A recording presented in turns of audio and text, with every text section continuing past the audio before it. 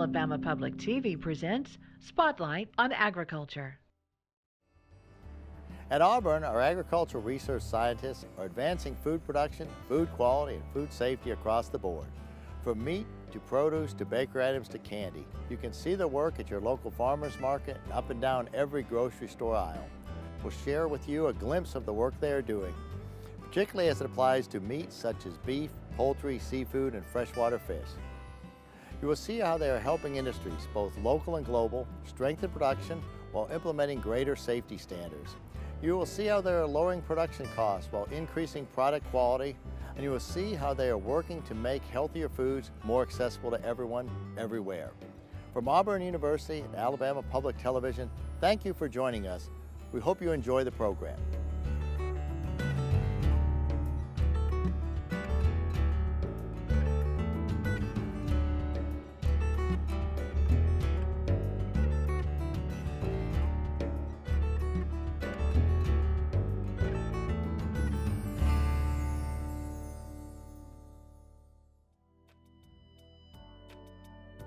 Our Fisheries program at Auburn University is probably one of the best known programs at Auburn University around the world. As I travel around the world, I very often meet people who had some connection with the Fisheries department here at Auburn University. We're known for our research related to catfish, and again, Alabama is the second largest catfish producer in the United States. We're also known for the advancements we've done related to tilapia. If you're eating tilapia today, it's largely because of research that was once done at Auburn University. I've got 3 big projects right now, and then one project that's been going on for like 9 years. The 3 big projects are the in-pond raceway system, where I'm working with my colleague, Dr. Jesse Chappell, look at the economics of it. The second one is this aquaponics project, a USDA NEFA grant, and we're developing a big program out of that. We got a National Needs Fellowship as well, where we're going to bring in 5 new graduate students this fall and develop a curriculum that will teach students to go out into the world and do aquaponics. The third big project is West Alabama, where we have the catfish industry and diseases. Catfish diseases are the big killer of fish. Kills about 12 million pounds of fish per year. Columnaris, ESC, and virulent Aeromonas hydrophila. I'm helping to coordinate the disease researchers to come up with vaccines, because vaccines are better than antibiotics and medicated feed. The public would rather see vaccine use than they would antibiotics.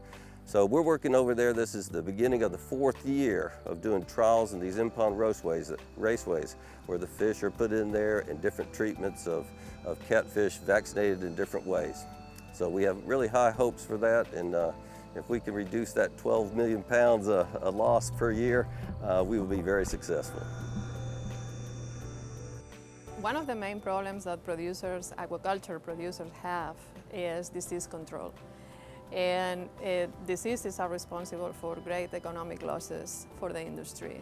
And right now, the main diseases that we have to deal with, that the farmers are trying to control, are bacterial pathogens. And the 3 species that affect catfish production are Aeromonas, Flagobacterium, and Edwardsiella. We've been working with columnaris disease for 15 years now, and I always tell people that if you ever had a goldfish that died, probably died from columnaris disease. It's very common in freshwater species, including farm aquaculture species such as catfish. So of course, with any kind of infectious diseases, the best thing you can do is to prevent the outbreak or prevent the disease more than to treat it. It's more cost effective and it's better for the producer and for the animal. So one of the best things that you can do to prevent an infectious disease is to vaccinate your animals, or vaccinate a person. That's what humans get vaccinated. So one of the things that we've been trying to do is to design a new vaccine against columnaris disease that is effective.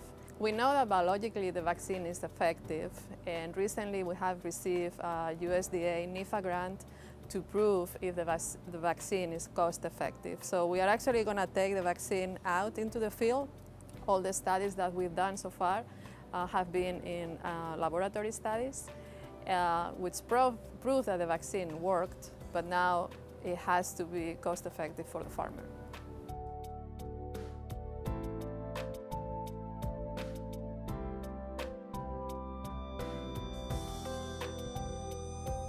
Working with columnates is not very easy. As a microbiologist, I'm a bacteriologist by training, so it's not a very easy bug to work with. So it has taken us a long time to get to the right vaccine. Yes, I think we hope that what we have right now, the vaccine that we have developed, that it has been patented, I hope it can prevent columnatis disease. It's never going to eradicate the disease because this bacterium is present in the aquatic environment, so it's going to be basically impossible to eradicate, but we hope we can prevent or at least minimize the losses that are caused by columnatis disease in the industry, in the catfish industry, and theoretically in other parts of the world, because columnatis affects many freshwater species such as tilapia and other freshwater fish that have been cultured. What I like people to know that a lot of people don't know is that fish, as any other animal, they get sick. And there's things that you can do to prevent that from happening. And we can use vaccines.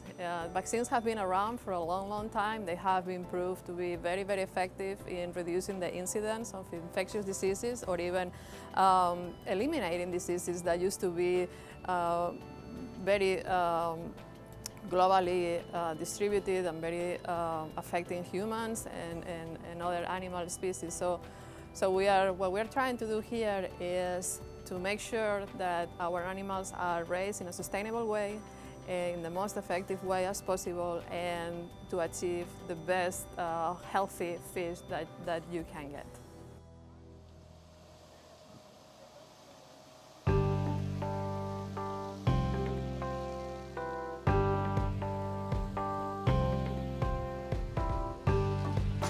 Of course, we've seen the raceway systems, and that's one of the big things that we're working on now is a vaccine for some of the diseases. In fact, actually we have 3 vaccines that are being tried in these raceways as we speak, and there's 3 major bacterial problems that we face in these farms and with the catfish, and that's what we're trying to do is perfect these vaccines. What they have is different ways of vaccinating. We have 3 different types of vaccination processes. One's an injection, one is an immersion, and the other one is a different type of immersion that has a longer period of time, and then you have a control. So you have 3 different tests actually going on in these raceways, and then you have 4 replications that go on so that you can apply statistics to the results of the tests that you're doing. So this is actually a scientific program, and the young gentleman that was there, that's his master's degree thesis that is being processed here. As the Extension Aquaculture Specialist that's stationed off campus, my job is to work with the catfish industry on problems that arise that are related to aquaculture and water quality and production of catfish. So we work really closely with faculty that are on campus and try to get them engaged with the aquaculture industry in West Alabama, and try to take advantage of the talents that we have on campus at the university to help solve some of the problems that the catfish industry is facing.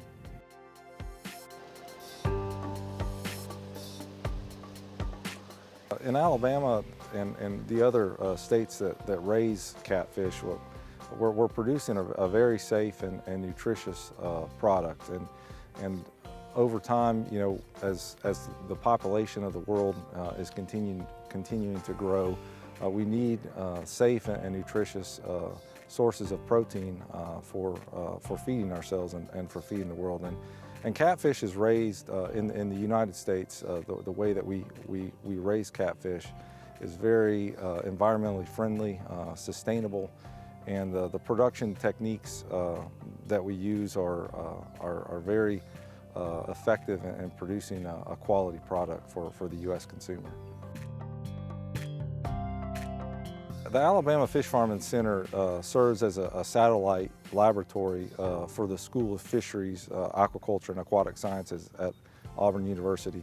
And so we provide diagnostic services as well as water quality testing services free of charge for the commercial industry in West Alabama.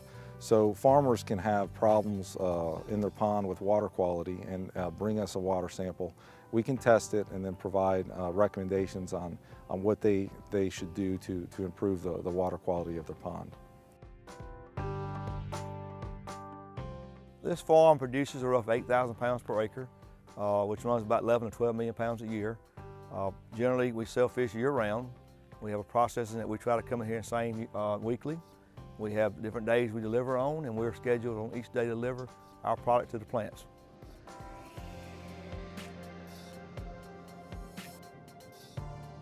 You think about the farming in this area, we buy trucks and tractors and equipment. We employ a lot of people on the farms. As Alabama farmers, we have generated a pretty good background for the industry. We have bringing quality feed from other locations. Our feed is brought in locally to the state of Alabama to our feed mill that's located about probably 15 miles down the road from us. It's shipped in daily, it's fresh grain, and then that enables other people outside of our state to even draw income from what we're doing in Alabama. We're raising catfish. We're grain fed, which is high protein feed. It's very much a clean environment, very natural to what we do in the world. Our water is very much consistent of the same type thing. We bring natural rainwater. We use aquaflow that we have under our ground here. We use wells that are dug about 600 feet deep, and that brings the good water from the bottom of the earth up to the top, and then actually what the good Lord gives us on top of the earth back down to the bottom. And that way we got a good natural resource of soil and the water and the grain. And the economic development to us is greatly accessed, spread around the parks houses. Pretty much everybody in the area gets a part of our income because we're having to buy and support things around the area.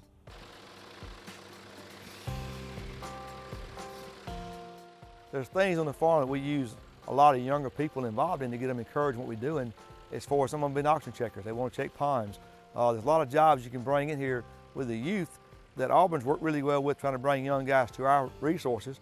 I have in past history have used a lot of their labor they've brought from their schooling to our farms. We want to bring young people in and show them this can be very much a long future for them.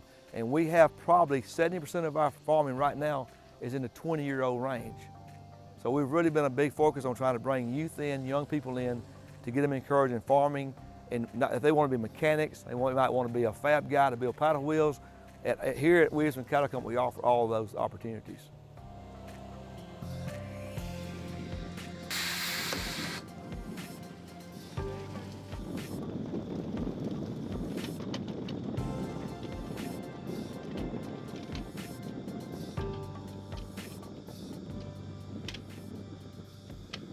A young person that would like to get into either the catfish industry or working with natural resources, rivers, reservoirs, and wild populations of fish. We have at Auburn University in the School of Fisheries, Aquaculture and Aquatic Sciences a place for them.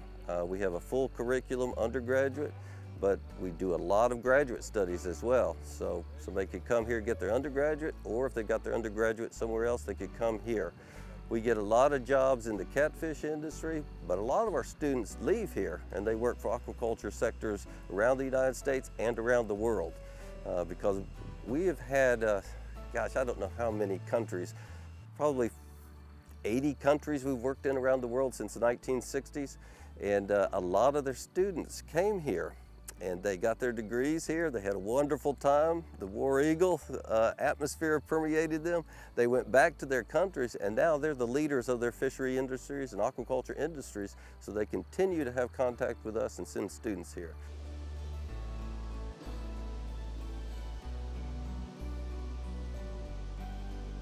Auburn has a very long and very rich history with aquaculture.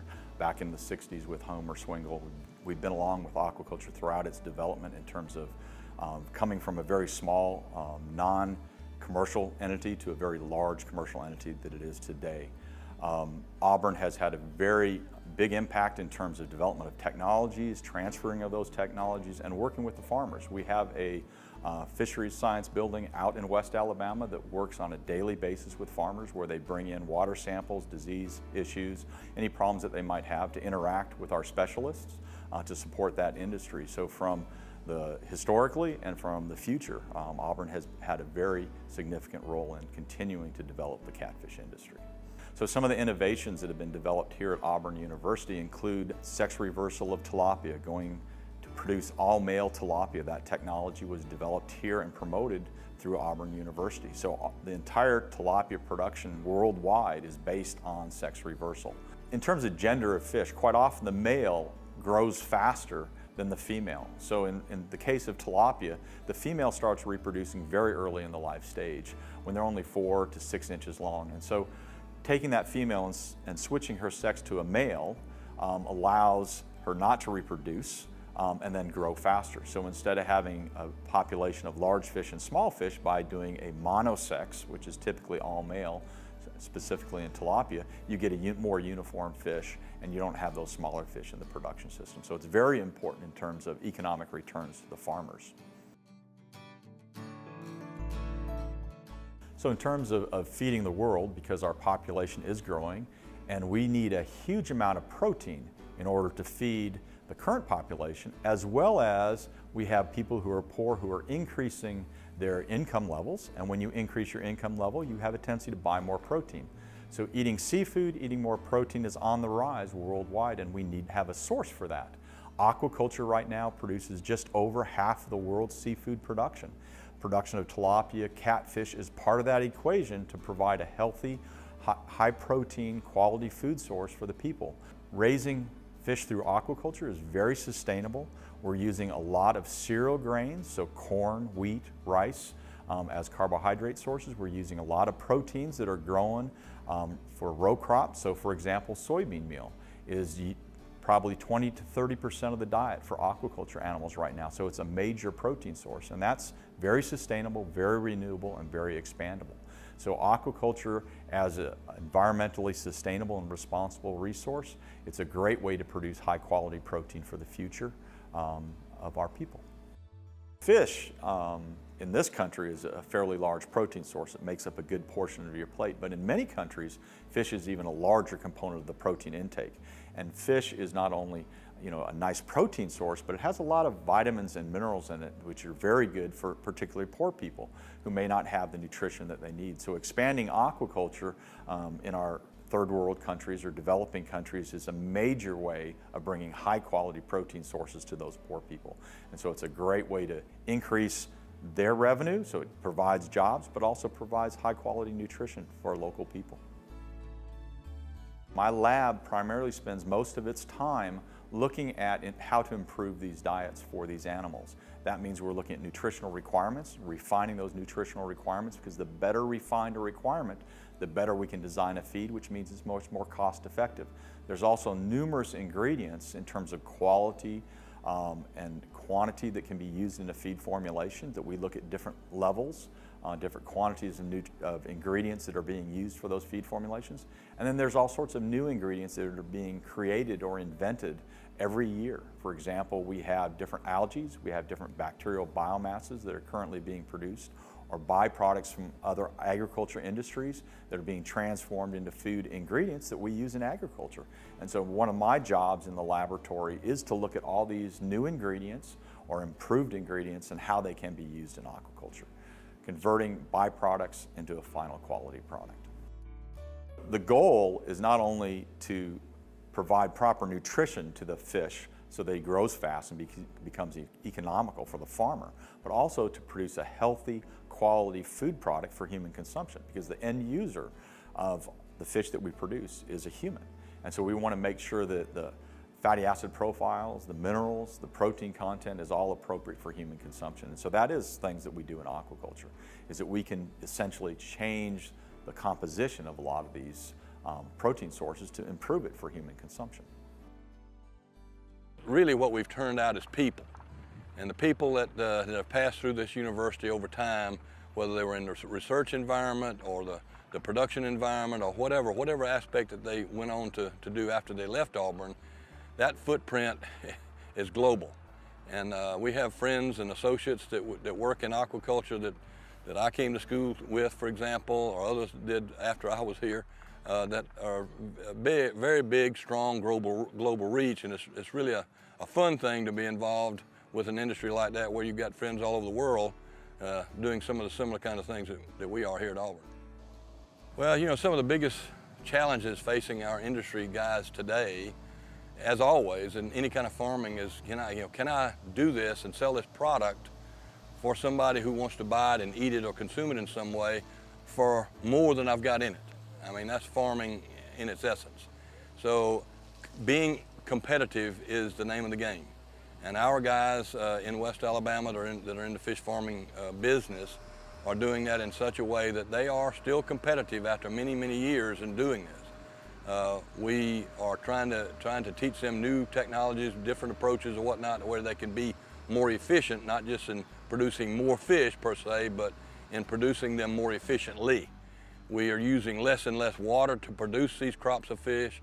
And in fact, we're using probably half the water now that we did, 15, 20 years ago. So that's water conservation, and wise use of energy, as well as using nutrients that are critical to growing any kind of animal. We do that in such a way that we're making sure that the farmers have the nutrient packages that we can push through these fish to make it where they're not producing as much waste. They're more fully utilizing that nutrient investment. Here at Auburn, on the aquaculture station here, all of the water we use is collected rainwater. We don't use well water because we don't have any wells. And we've learned how to be very, very frugal with that water over many years of doing this. And we try to teach that and instruct that as we are working with producers in West Alabama. But the whole idea is using less of that extremely valuable resource that we enjoy a lot of here in Alabama. We're probably the most water-rich state in the country, but I think that gives us even more responsibility to understand its wise use. So using that water resource very, very frugally in production makes us more and more sustainable. A lot of our competitors around the world don't use sustainability practices as a part of what they do. They don't use that. They just use whatever is expedient for the moment, and for them, okay, that works. But here, we're very much more interested in taking care of the environment that feeds us than probably some places are in the world. A lot of young people that I talk to don't know where they want to go or what they want to do when they are older. And I think that's kind of normal. But at the same time, if a young person wants to kind of see what's going on in the world and see what might be happening in the world of agriculture, in our case in particular, aquaculture, we're more than happy to have them come visit us here. We can show them more in 2 hours than they have any idea that happens here in Alabama. And all of that show and tell, if you will, translates into us being able to teach them, train them, and make them prepared for a job within this ag sector that is very large and very economically important here in Alabama, but also in the country as a whole.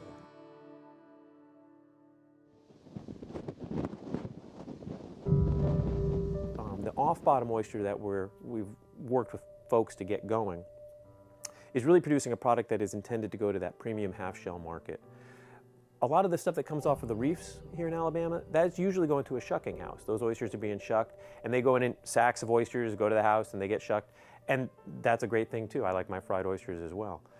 By adding off-bottom oysters, we've added a new product to what we do. It doesn't compete. They're going to different markets. The value of that really has been, 2009 we had no oyster farms in Alabama.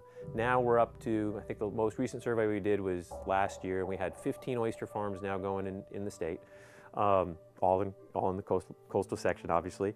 And of that, we had about 2.6 million oysters were harvested, and they had a wholesale value of about $2 million. So it's, it's starting, but we're in that place where people are starting to see that they can do this. It's a way to make a living. And so we're seeing people expand the farms that they've got, and then we see people applying for new permits. One of the things that was really important coming from Auburn University and Cooperative Extension here was thinking about what fits with our coastal communities. And so we wanted to try to find something that builds on the tradition and the skills that folks have in places like Bayou La Battery or Coden, And so people know how to work on the water. They know how to work hard, and they know a lot about oysters. So all we were trying to do was say, is there some tweak, is there some spin that we can put on that will provide a different opportunity than what they've had? And that is where we've done this off-bottom oyster farming. And so really the step forward here was that we looked at what was being done in other parts of the country, where using hatchery-reared seed and using baskets to protect them from predators.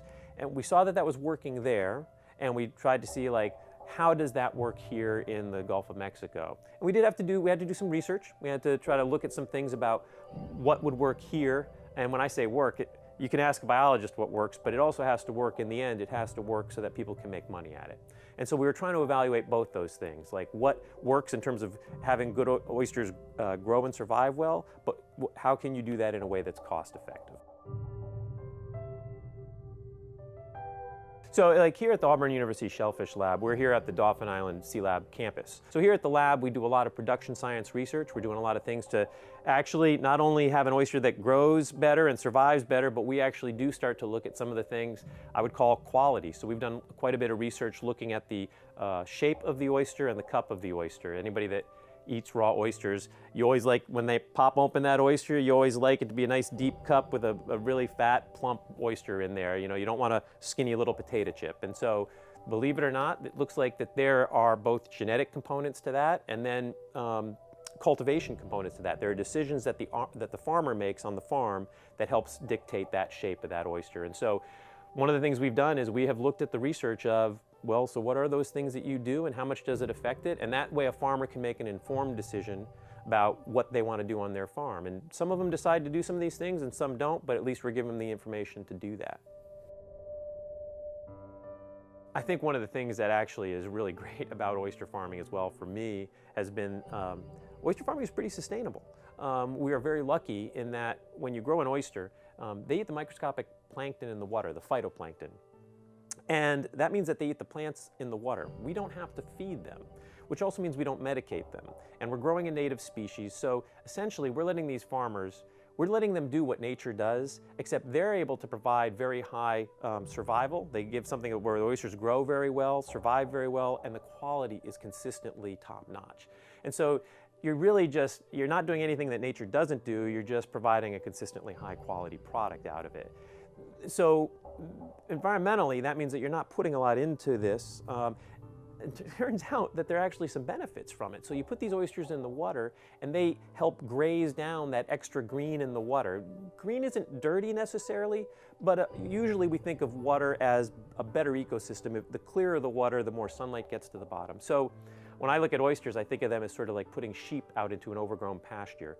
And so when we put oysters out, it doesn't matter if they're on a reef or on an oyster farm. Those oysters are eating the green out of the water and making that water clearer. So there's a benefit there. We actually do run a shellfish hatchery. If you run an oyster farm, then you need oyster seed. So we got all these oyster farmers interested in oyster farming, which is great, and they want to start farms, but they needed seed. And so we were in the position of, here at the Shellfish Lab, we actually run a hatchery. And all that means is we just go get oysters, we bring them in here, and they reproduce here in the hatchery for us instead of out in Mississippi Sound. And then again, we can maximize the survival. They're microscopic larvae that swim in the water for about 2 weeks. And so we do that here at the hatchery. We run those tanks for about 2 weeks. And then at that point, that microscopic oyster is looking for a place to settle down. And we provide them little pieces of, we call it culch, but it's basically pieces of oyster shell that's been ground up into dust or sand. And they attach to that, we call that setting. And then at that point, under a microscope, it would look just like the oyster that you eat later. It's gone through its life cycle, it's ready to grow now. And then we have nurseries out there. And in those nurseries, that's where we just turn on the water from the Gulf of Mexico because it has food in the water. And we just let that water flow by the baby oysters and they grow there. And at some point, anywhere from a very small speck to maybe the size of your thumbnail, you're going to take those oyster seed and you're going to provide those to the oyster farmers, and that's how they stock their farm every year. Auburn come in and introduced us to what we're doing. So they come in and pretty much laid a foundation and, you know, opened some doors and showed us what was out there. And you know, we're commercial fishermen by trade, and we were in the shrimping side, and we knew of oysters, but what we knew of oysters was on bottom. We knew that it was something that we was going to have to pour our hearts into and give it 100%. But that's okay, because that's who we are, and that's really what we came from as far as shrimping. Being able to work with Auburn hand in hand, it's a comfort to be able to pick up the phone and talk to Dr. Walton. It goes a long ways as far as feeling okay, feeling like you're doing stuff the right way, and just have somebody to call and talk to when you get kind of out of your league sometimes. What's really nice about this is we've got oyster farmers out in our waters here, growing waters in Alabama's waters and genuine Alabama oysters. And so, I think it's certainly expanding that, and it's a high value industry. We will expand production here in Alabama, but frankly, I think it's something we're going to see across the region. We've seen this take off in Florida. Louisiana's got some oyster farms as well. We've partnered with our colleagues over there at other universities to work with their folks. And Mississippi's about to permit a bunch of areas for this summer. So I think that what we're doing in Alabama will grow, but I think it's part really actually of a regional story happening across the Gulf and actually right into the Carolinas and Georgia as well. This is a really great opportunity for the state. It's something that we've seen. Look, you go to a lot of these rural fishing communities in our state and along the coast. They're not necessarily going in the direction that you would like a community to go. So when I look at off-bottom oyster farming, I don't think it's a magic bullet or anything like that, but it is providing an opportunity in these communities for people to make a living and provide jobs and to keep families together. For me, that's a big thing. If you grew up in these communities, why do you stay here if the fishery that you relied on as a family isn't working? Well, maybe you go into off-bottom oyster farming. So for me, I think that's a critical part of it. I think as we see this industry expand, we're going to see a number of farms try to increase their production. And so we get to the point where it's not just a mom and pop operation anymore. Now they need to get some skilled people there. We've seen people add farm managers. We've seen people add nursery operations. We've seen people now starting to add their own hatcheries in. And those are all things that require skilled people who know what they're doing, know how to handle themselves on the water, know what they need to know about the biology of the oyster so that they can spawn these oysters and raise up their larvae to produce the oyster seed for these farms. So I think there's going to be a lot of opportunities, and we're going to see those opportunities then there's going to be wholesalers that now need to know that product and what that means. And then, of course, then you get down to the end where you also need chefs and shuckers that know what they're doing with that product as well. So to me, I think this is something that we can add to what we're doing. It enhances the tradition that we have here in Alabama of oysters and loving oysters, but it also is going to create some opportunities for jobs.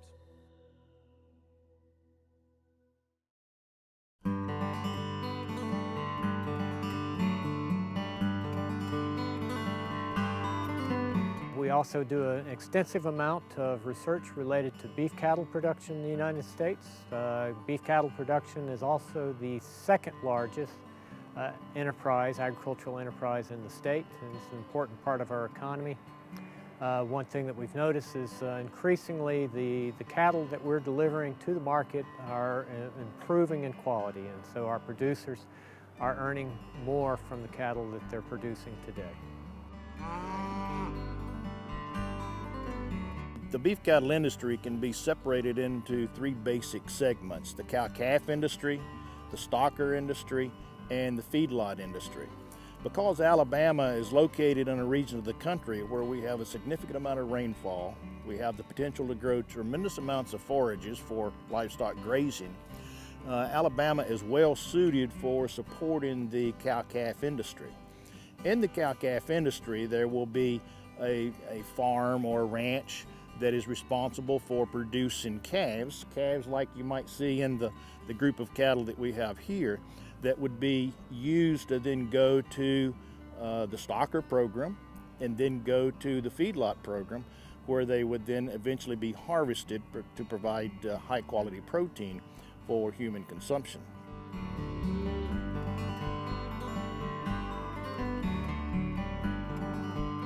Also in Alabama, with the cow-calf industry, we have a seed stock industry. The seed stock producers and ranchers, farmers in Alabama are responsible for producing quality genetics to go into the cow herd to produce the calves, or to go into the bull studs that would be used to sire the calves that would then be producing high quality food products.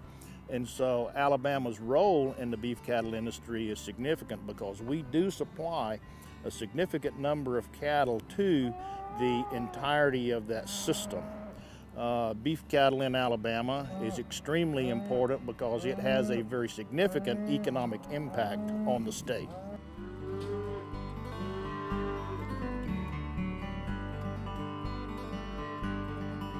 It's important for us to continue training our future leaders in the beef cattle industry, and that's one of the important things that we do here at Auburn University.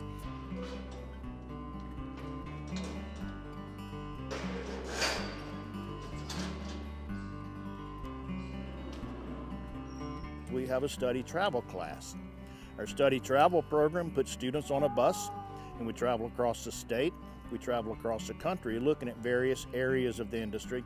And always when we come back from one of those week-long trips, one student will come into the office and they will make a comment like this: "I didn't realize there was many jobs in the beef cattle industry that required coats and ties in lieu of boots and jeans." And so it is an amazing industry with tremendous amounts of opportunity, especially for those young minds that are going to be our future leaders in the beef cattle industry in Alabama, across the nation, as well as across the world.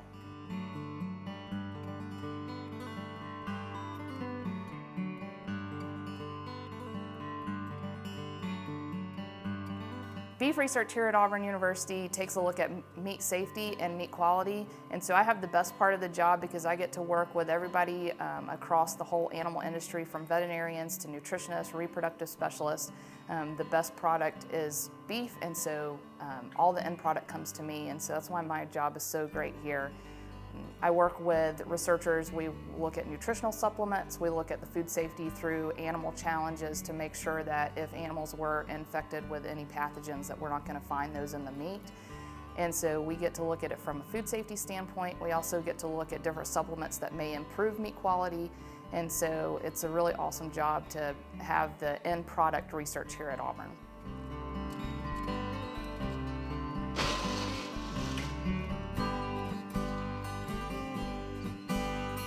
So we have extension specialists who get to work with farmers who are already out there, and of course we're training students here at Auburn, and we're training them all the way from reproduction all the way through meat science. And so with our curriculum at Auburn, we try to get them into all of the classes that are production related and also expose them into meat science.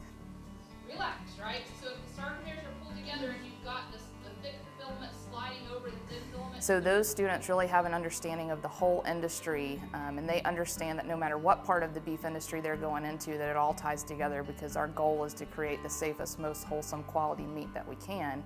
And so these students have an understanding from the beginning to the end when they're exposed to the meat science classes that we teach at Auburn.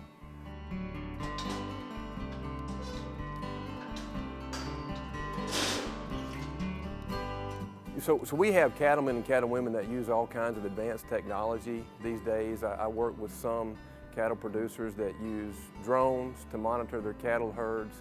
We certainly have better vaccine technology available to help prevent diseases. We have a lot of producers that use advanced reproductive techniques like artificial insemination and embryo transfer to help make more rapid genetic progress in their herds. So farming has come a long way. You know, it's really amazing to me when you look at where farming was, say, 50 years ago versus where it is now. You know, in 1950, 1960, the average American farmer fed about 26 people. And now today, it's over 150 people worldwide that one farmer feeds. So it's really amazing the advances in technology and the efficiency of production that a lot of people don't realize. So we have a lot to be thankful for in our farmers. What I'm doing right now is feeling the uterus to see if I can find any sign of an early embryo. So at about between 32 and 35 days, that embryo is about the size of like an English pea. And then of course it gets bigger from there, but we feel for the fetus or the embryo, and based on the size of that, we can estimate how far along that pregnancy is. There are a lot of opportunities for people to engage in careers in the animal industry. There's nutritional opportunities, as nutritional consultants working for nutritional companies. There are opportunities to work for pharmaceutical companies that help manufacture, produce, distribute vaccines, dewormers, the medicines that we use to help keep our animals healthy. There are a lot of opportunities, and it's estimated that we're going to need double the food production in the next 40 or 50 years. That means that's a big challenge, number one, but it's also a great opportunity for people to engage in the agricultural industry. So what you're going to do is uncap it, and you're going to take that top part. One of the scientists in the department is working on reproductive efficiency to be able to get more cows pregnant every year so that we don't have to maintain the cow without her having to produce an offspring. Some of the things that our scientists are doing is looking at forage quality, the growth of the plant, the quantity of plant growth, and how that plant is available then to feed that animal that was going to transform that grass into an edible food product for the consuming public.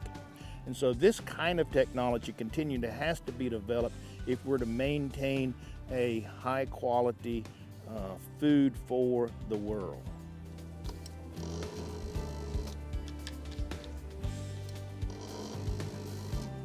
So this part of the work that we're doing here at Auburn University relates to us understanding the genetic properties of the heifer infertilities, as in other words, why those heifers don't become pregnant as they enter their first breeding season.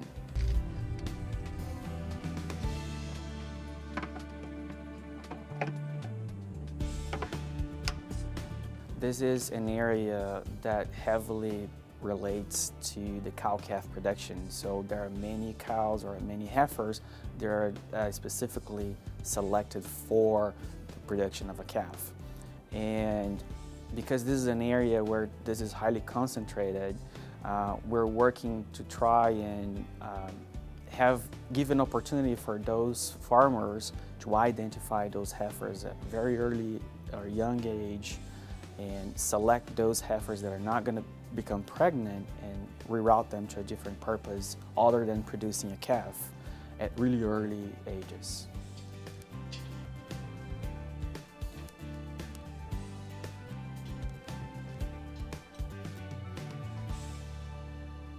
Infertility is a big problem in Alabama because every year we have approximately 120,000 heifers entering the system, the production system, and approximately 5% of those heifers, 5 to 10% of those heifers will not become pregnant. No matter what we do in terms of management, however good the management is, those heifers will not become pregnant.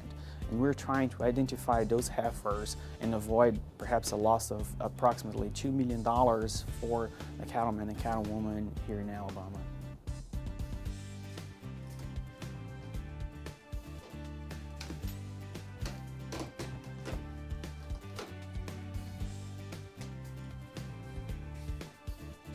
Most of the yield increases that we've seen in Alabama and across the world have come because of research and making sure that research gets out to our producers.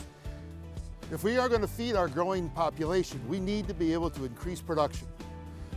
That only comes by doing relevant research and then making sure that research gets out to our undergraduates in the classroom, but also to our adults who are out in the farm.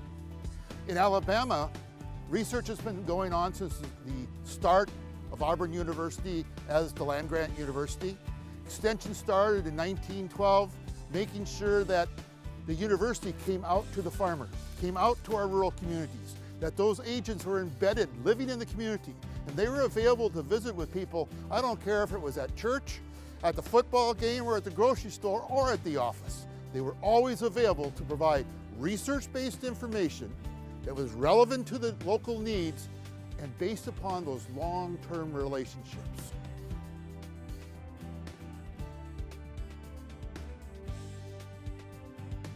The beef industry in Alabama has a $1.2 billion impact on the state. Here at E.V. Smith, we manage a beef herd for animal research for Auburn University. Cattle ranching in Alabama has changed over the last 25 years. We have moved from being grandpa's farm to using more technology. Here at the beef unit, we use GPS-guided tractors to plant forages in overseeding pastures. We do soil samples on a routine basis. Technology is helping make the farmer better and smarter and more profitable than ever before.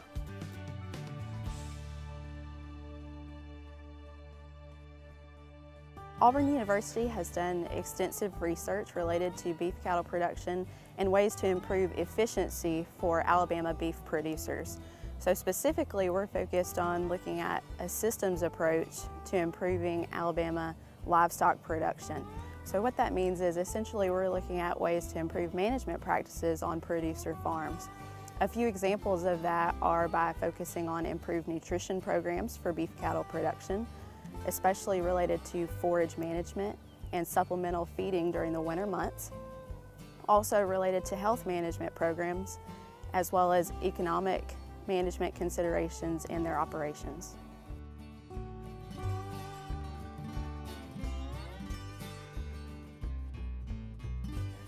Forage production represents a great opportunity for beef producers in Alabama. We're blessed in Alabama that we have a largely mild climate, which allows us to grow forages nearly year-round.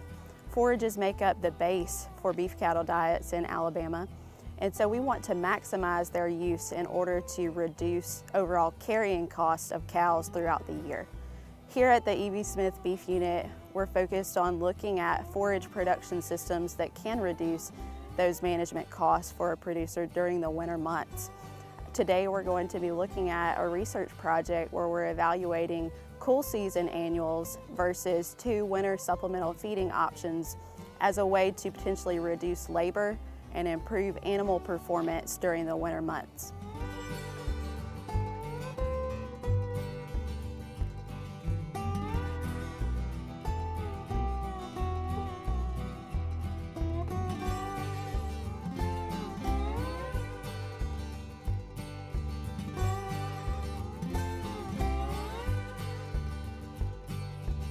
Over the last month, we've had several cold snaps in Alabama. You can see that the tips of some of this forage is frost damaged, so it has a little bit of a light tan appearance or a bleached appearance to it. So that just shows that this forage was set back a little bit by that cold weather, but as the weather continues to warm up to above 50 degrees, we'll see a lot more active growth. The project we're looking at today contains a mixture of oats, annual ryegrass, and crimson clover, which are all cool season annual forages. These are very high quality and nutritious forages for beef cattle, and so they're desirable for people to use during the winter months because they can support good animal growth as well as provide an alternative system to having to feed hay and supplemental feeds during the winter months. This is oats. Oats are a small grain and they're very palatable to cattle, so they like to eat these. Also, you can tell that it's oats because it has a much wider leaf blade than that of the ryegrass that's in this mixture. So here's some of the ryegrass that's coming up. Oats and ryegrass tend to grow well in a mixture together because oats provide earlier grazing in the winter than our ryegrass will. Ryegrass is going to become more productive later in the spring months as we move into the early summer months.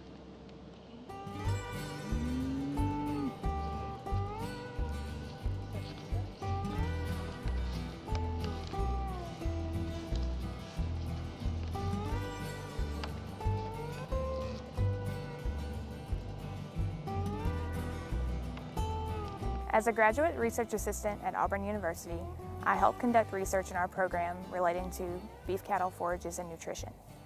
I have several projects going on that relate to beef nutrition, and specifically the one we're looking at today is looking at winter grazing or supplemental feed systems during the winter months. And my job as a graduate student is to collect data on this project and take that back to the department, consolidate that information into a way that we can present it to producers and let them know how they can use these different systems that we're studying to work on their operation.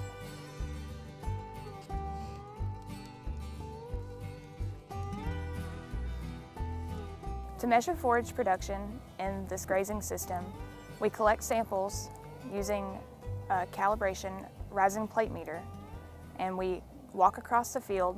We can take measurements of the forage growth, and that can give us an estimate of the forage production that we get in that particular paddock. Another way to measure forage production is to use a grazing stick. A grazing stick is a tool that a producer can use walking across their paddocks, taking measurements of heights of the forages that are there, and they can use the information on the grazing stick to estimate the forage production that's in that particular area. Once they have an estimate of the forage production, they can determine the stocking rate or the number of animals to put on that paddock to utilize that forage.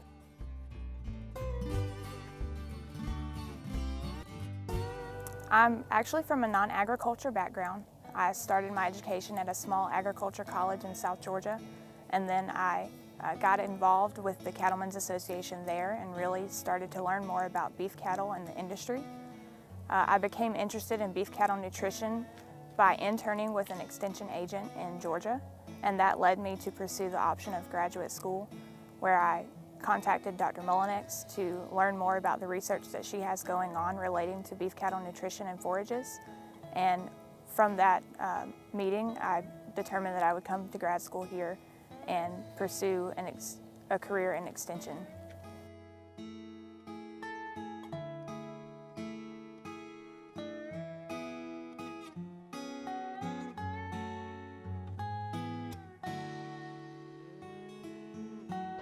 In this study, we're looking at different supplemental feeding strategies for carrying beef cows through the winter.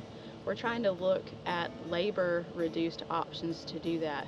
So by either reducing the frequency that we feed animals during the week, but also looking at ways to improve their hay use efficiency.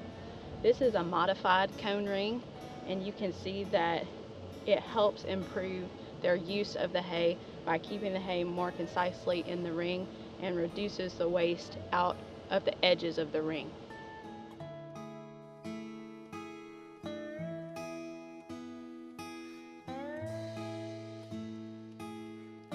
On this project, in order to determine the nutritional value of the forages that we have here, we take hand clip samples, so we'll go out and take a random sample in the field of a fresh forage. We'll take that back to our lab at Auburn.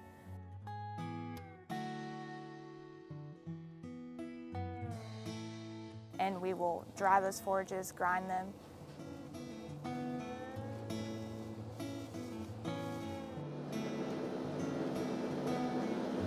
And then we'll run wet chemistry lab work on them to determine things such as crude protein or total digestible nutrients, so that we can give that information to a producer and they can use that to determine if the forage is meeting the cattle's needs. And that's all things that we can do right there in our lab and get that information turned around quickly.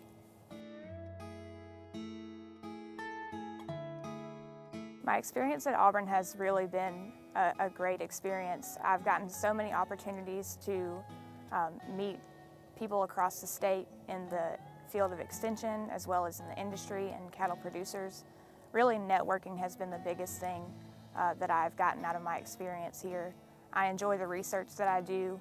I enjoy the camaraderie in the department. We really are like a family here, and we can do things that are helping producers to be more efficient, to care for their animals and produce a great product.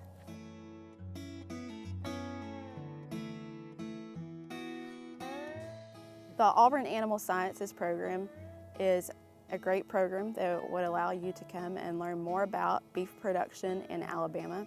And ultimately, there are several different jobs that you can have in the agricultural field related to animal production systems.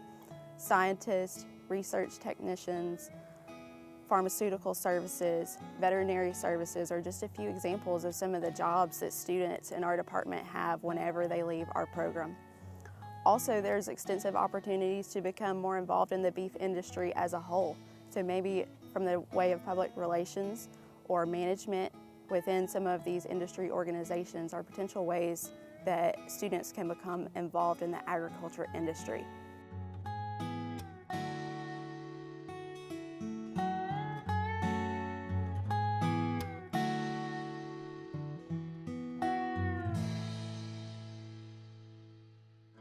On Curtis Farms, we have about 152 mama cows, and we're a cow-calf operation.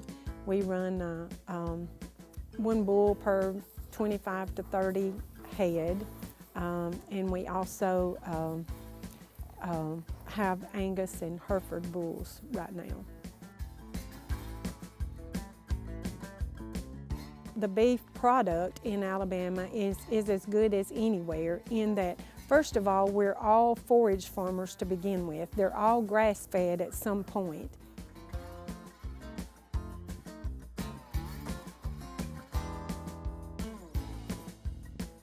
We wean our calves about 8 months, and then they're fed with grain for about 45 to 60 days, and that really makes the marbling, and it makes it very tender and juicy, and it's as good as anywhere.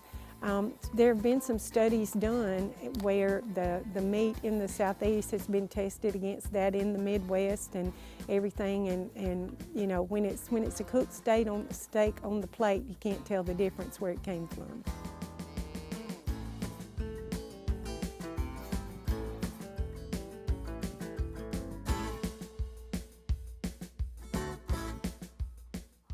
Auburn University has been very helpful in our industry, in any area that you look at, in that they help us. They have beef teaching units where they teach us how to raise the right kind of forage for our cattle.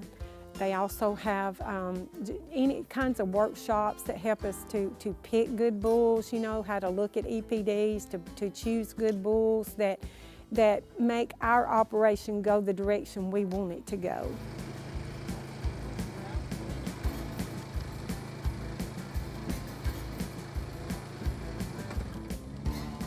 They also help us in nutrition and how to take care of our cattle, and also even in how we sell our cattle. They do workshops on you know, marketing and that sort of thing, and what we have in our operation and the direction that we want to go.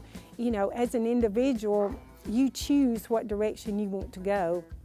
You can pick up the phone and call anybody at Auburn in the ag department and get an answer for whatever problem you're having.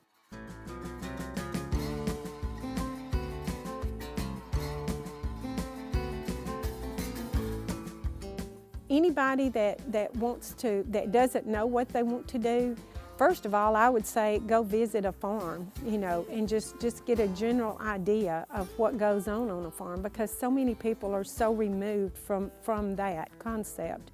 But if you go to Auburn, there is so many things, so many areas that you could go into, you know. First of all, you have, of course, like I say, we grow grass first, so anything in the agronomy end in being able to grow grass.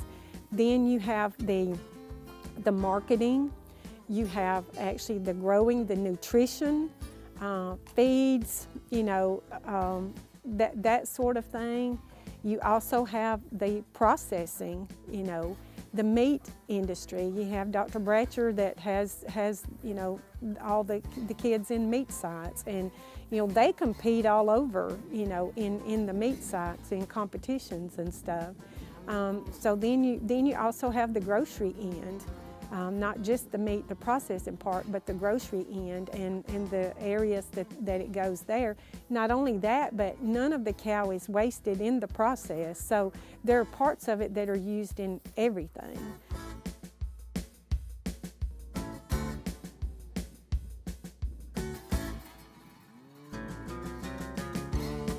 It's just a worldwide, you know, opportunity for whatever interest, you know, a student. They can, you know, it's kind of, you know, everybody says, you know, a job is not a job if you love what you do. And so that you just need to get out and experience to realize what you love to do.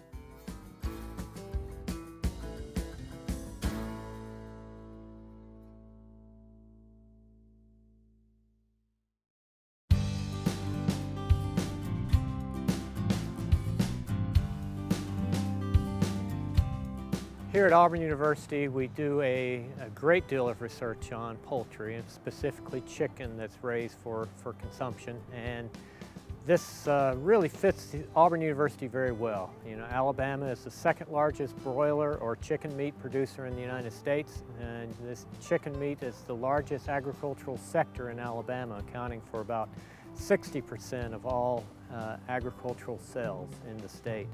So we are committed to improving research in this area and becoming in fact, a leading program in the nation in this area. The Poultry Science Department at Auburn University is only one of 6 poultry science departments in the United States. One of the reasons that we're here in Alabama is that the poultry industry is the #1 agribusiness in the state of Alabama. It contributes nearly $16 billion to the economy in the state of Alabama. By some estimates, that's about 1/8 of the GDP for the whole state. So there's a great need for a workforce, there's a great need for new knowledge and technology, and there's a great need for continuing education for the workforce. And we play a role in all 3 of those areas. We have a strong instructional program where we educate students, give them great background where they can make an impact when they go out and work in the industry.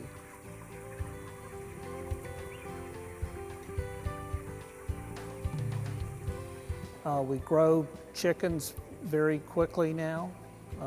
It's one of the most efficient animals in converting plant materials into high quality protein, either through meat or through eggs.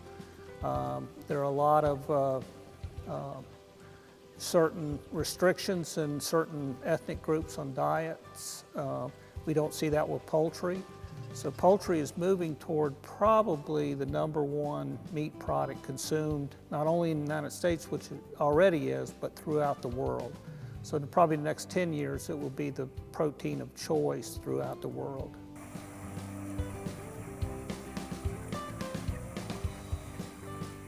So there's a great need for a workforce, there's a great need for new knowledge and technology, and there's a great need for continuing education for the workforce. And we play a role in all 3 of those areas. We have a strong instructional program where we educate students, give them great background where they can make an impact when they go out and work in the industry. Our starting salaries for those students are exceedingly good. For graduates coming out this past year, they were in the mid-50s as starting salary. Most of them had at least 3 job offers, if not as many as 5 or 6 job offers, mostly here in the state of Alabama, but also in the southeast region, going to Arkansas, North Carolina, Georgia, Mississippi. So there's a great opportunity for students, once they get the BS degree, to enter into a great career track. We are in a facility here doing this, which supports our research efforts. So we're developing new knowledge that helps the industry stay strong economically. We help sustain that industry through our research and new knowledge and technology. And then also we're able to bring industry personnel here and train them on the latest technologies and science so that we stay on the cutting edge in terms of agricultural practices. We were formed by the Board of Trustees about almost exactly 10 years ago with the idea that there are a lot of problems that face our state's poultry farmers that are more on the farm related than in the laboratory related. So one of the first issues we started dealing with was the cost of fuel.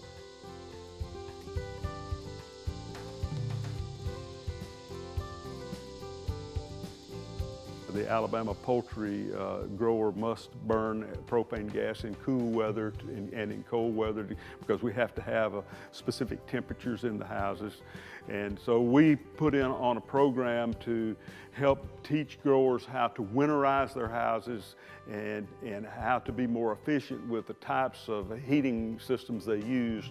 And we estimate that we saved growers in energy costs somewhere about $12 million per year, every year for the last 10 years.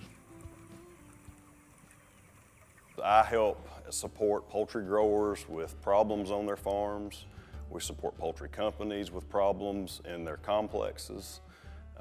And we field a lot of phone calls. We answer questions via email, helping farmers improve their energy efficiency, troubleshoot their farming troubles.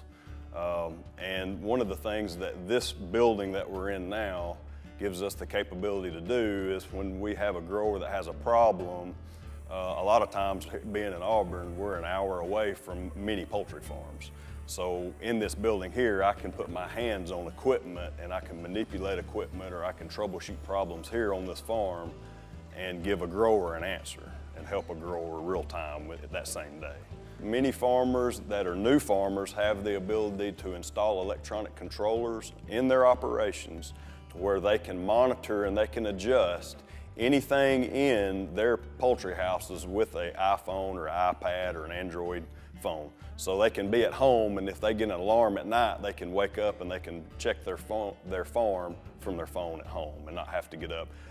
A lot of times it's a good idea to go and check the houses to make sure everything's working right. But with this new technology, it saves the farmer time for nuisance alarms and things like that, but he can also fine-tune the control of those buildings from a phone.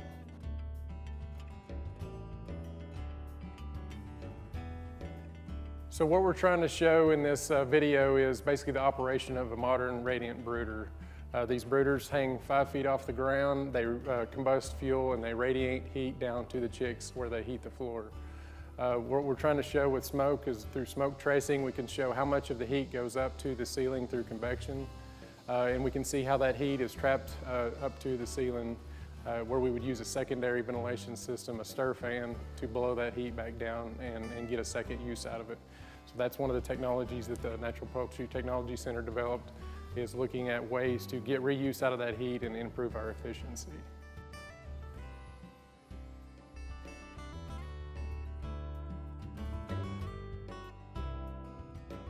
Technology at Auburn has advanced in a number of areas. Our thrusts are in the areas of nutrition, health, environment and house management, and food safety. So we have moved ahead in all those areas. Consumer interests have changed in that time period, and we've tried to change with that in what people would like to see in their foodstuffs. We're in the research feed mill at Auburn University, which is used for a number of animals, but primarily for poultry. We had in the past a feed mill to make research feeds, and we need to be able to make very accurate research feeds to be able to test feed ingredients, feed additives, and things like that. What we have now is a facility where we can also do feed milling research, figure out how to make feed better for chickens more efficiently, feed that has less toxins in it, things like that. In addition, this facility is very good for teaching about feed milling.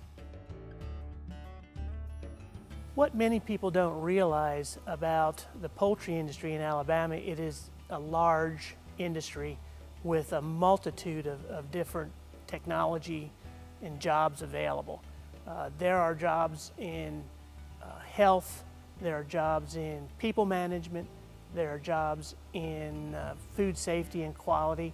So most business and technical type of jobs that you can think of are available in the Alabama poultry industry for people who want to start a career in that area.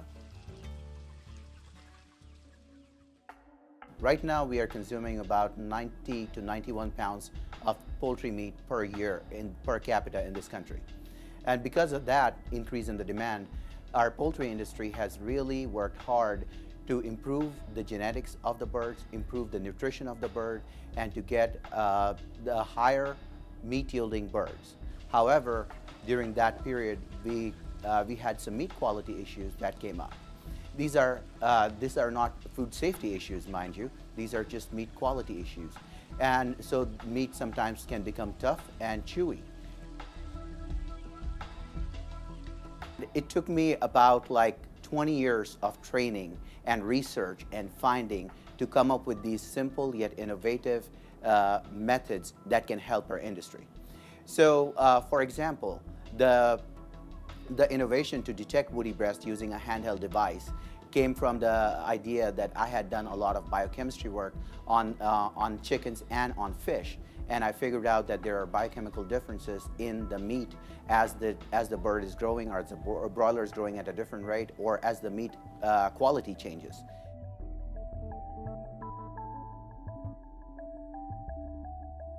So what is woody breast or wooden breast myopathy? Wooden breast myopathy is a condition that is occurring in the breast fillets of fast-growing big birds, especially birds that are 8 to 9 pound live weight.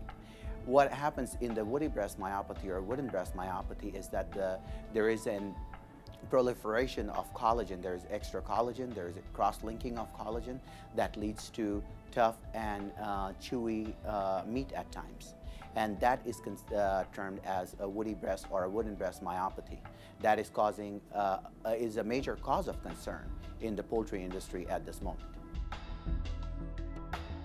The same thing with functional ice. I actually stayed and did research on Kodiak Island, Alaska, on studying the spoilage of pink salmon. Before that, I studied spoilage microbiology and spoilage biochemistry in India. And so based on all the knowledge that I had gained, I came up with these innovative idea and as functional ice that is very easy to use, very simplistic, yet highly advanced, and that can change and help our poultry as well as catfish industry and the seafood industry in the state of Alabama.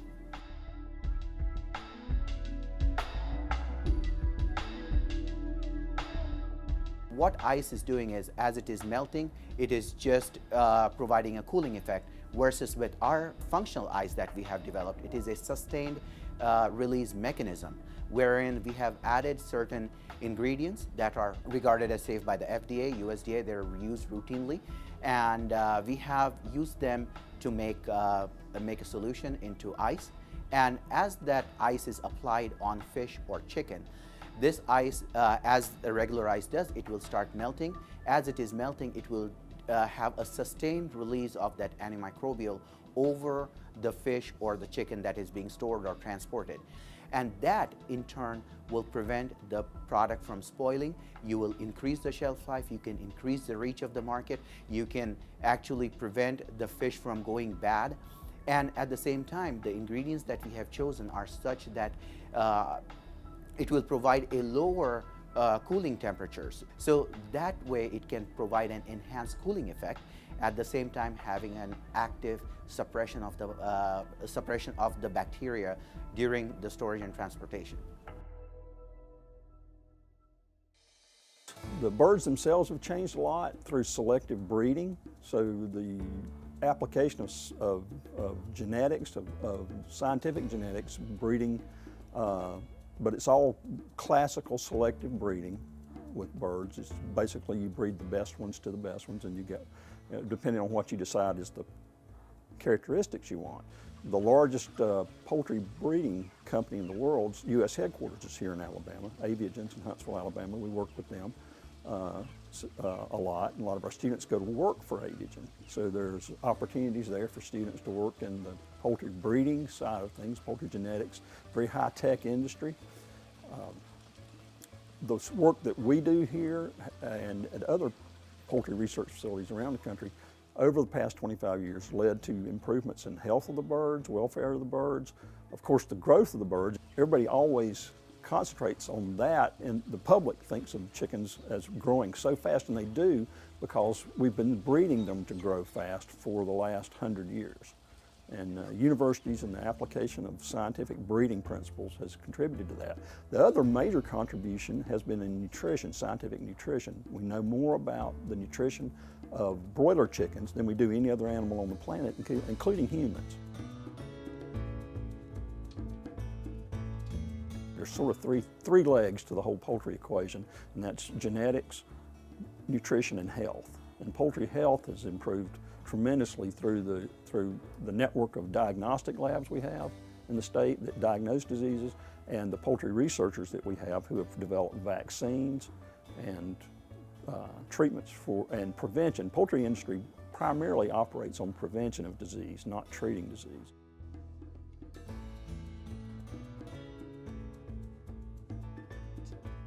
This department exists in large part because of the contributions of one particular researcher, S. Allen Edgar, who developed a vaccine for a poultry parasitic disease called coccidiosis. And that vaccine is still a very large seller in the world today. It's an important tool to maintain the health of poultry flocks. Auburn benefited greatly from that. The poultry industry benefited greatly from that. We have other people on faculty, Dr. Jambrone, Dr. Houck, who are poultry health specialists. We do have people here, virologists, molecular biologists here working at the very sharp end of molecular biology, designing vaccines for prevention of things like avian influenza, other poultry diseases that are a major threat to the poultry industry.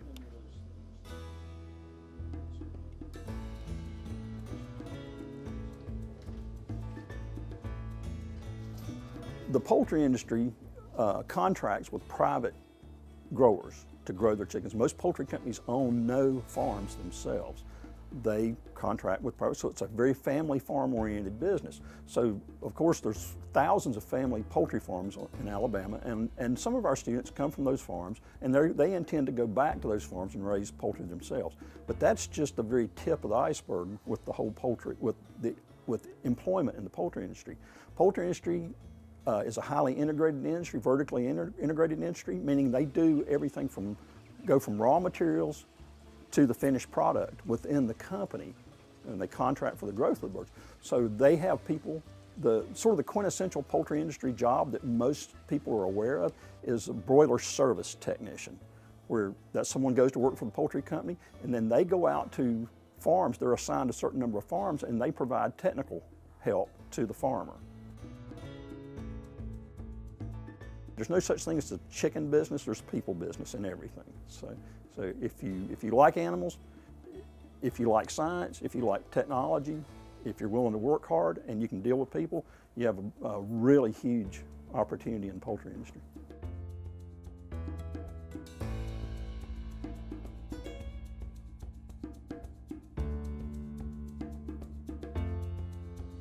I'm the third generation farmer in my family. I have 4 broiler houses. They're 55 by 500 foot houses.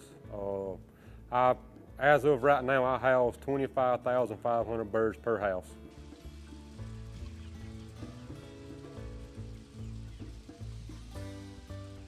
I try to keep my farm up to date with all of the newest technologies that come out. If it can help me produce a better product and save money, I try to do it, and I don't want to have to do a lot of upgrades as my houses get older and all that, so I try to keep everything in good shape and up to date. I try to practice strong biosecurity here on my farm. I've actually got automatic gates to where you come into my farm, so just anybody can't come onto my farm. You also, if you come onto my farm, you have to fill out a questionnaire saying what farm you've been to last, or where you've been, how long it's been. You have to wear coveralls and a hairnet and plastic boots, entering my farm and being on my farm. We also have stuff that you step on inside my chicken houses. It's a chlorine powder-like substance that you have to step on where you don't carry disease from house to house.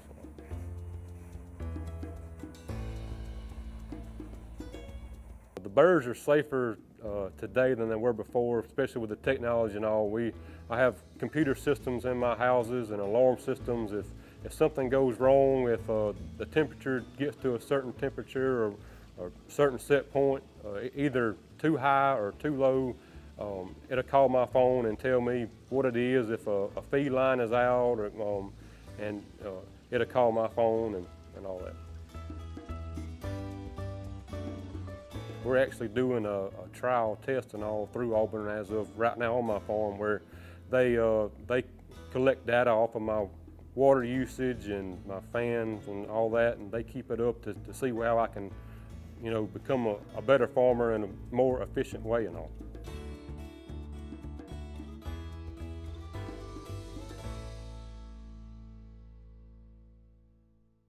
The poultry industry in Alabama is about a $15.1 billion economic impact for the state of Alabama. We employ about 86,000 workers in the state of Alabama. We process about 21 million chickens a week in Alabama. At any one time, there's approximately about 200 million chickens at farms in Alabama.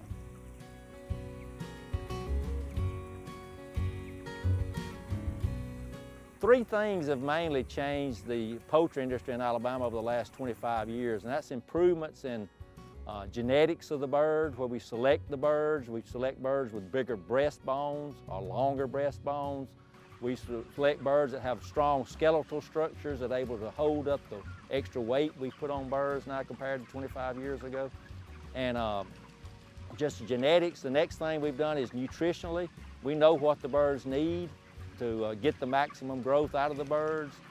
We know the environment they have to be in. And that is what we have found also as a housing has changed so much in 25 years. Where a house 25 years ago cost maybe $10,000 to $20,000 per house, our modern houses now cost anywhere from $300,000 to $500,000 per house. The environment in our poultry houses is ideal for growth of these birds. Temperature never varies more than 3 degrees at any time during the day inside the poultry house.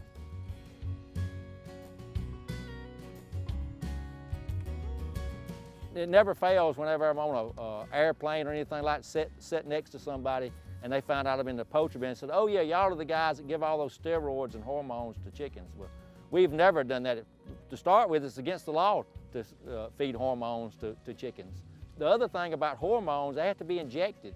Well, you can't inject 21 million chickens a week with things like that, so it's just not manageable in our poultry business. A chicken is raised anywhere from 32 days up to a maximum of about 60 days of age. So the hormones wouldn't even have time to take effect if we tried to use it in our poultry. One of the things that is a huge advantage to our poultry is that we have Auburn University here in Alabama. We have about 80 students involved right now in the poultry science curriculum at Auburn University. We will graduate anywhere from 10 to 15 of those students per year, and most of those students have anywhere from 3 to 4 job opportunities as they graduate. So it's not a choice of are you going to get a job when you graduate, it's what part of the industry do I want to go into. I think the future of the poultry industry in Alabama is just wide open. It can certainly grow a lot in the future, we feel like. We have areas of Alabama, again, I've told you earlier, we have about 21 million chickens processed in Alabama. We're only in about 46 of the 67 counties in Alabama. So there's a lot of counties that don't have poultry in their counties, and they would love to have it because it is, again, with the housing costs they are today, it used to be a full-time job looking after chickens. But now because of the technology and all that we have, it'll call you on your phone if something happens at the house, where we used to have to be at the chicken house at all times.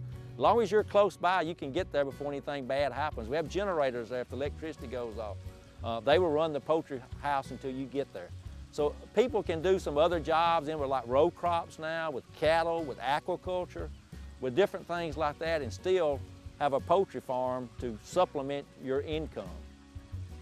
Food safety in the produce is important. It's extremely important in our livestock and poultry industries, because what happens on the farm will continue to impact the quality and safety of those meat products once they're processed. So we're working with poultry producers, beef producers, fish producers, oyster producers to make sure that their production techniques maximizes their yields, optimizes their profitability, and maximizes the safety of their product. Farmers today, they're an amazing group. You know, you have to be a bit of a scientist to operate the equipment that they operate today. You have to be a great business manager to deal with the volatility they face. And so it takes a special group of skills to be successful. You have to be an entrepreneur and a risk taker, and willing to live with the risks that Mother Nature deals out to you. You know, often when I'm talking to farmers like to talk about their land and their property, and they take great pride in their land, and they're great stewards of the resources that they manage. And They're interested in managing these resources in a way such that they're of value to the next generation that may take over their farm. But I think many are just very interested in maintaining these resources for the betterment of society. And so our job at Auburn University is to help farmers in doing that. And we also work with governments and other entities to help make sure that we are protecting the environment. You know, often the toughest problems we face in production agriculture today lie at that intersection between agriculture and the environment. And we want to make sure that we're doing our part to develop new solutions for farmers to give them the technology and knowledge they need to be better stewards of their land.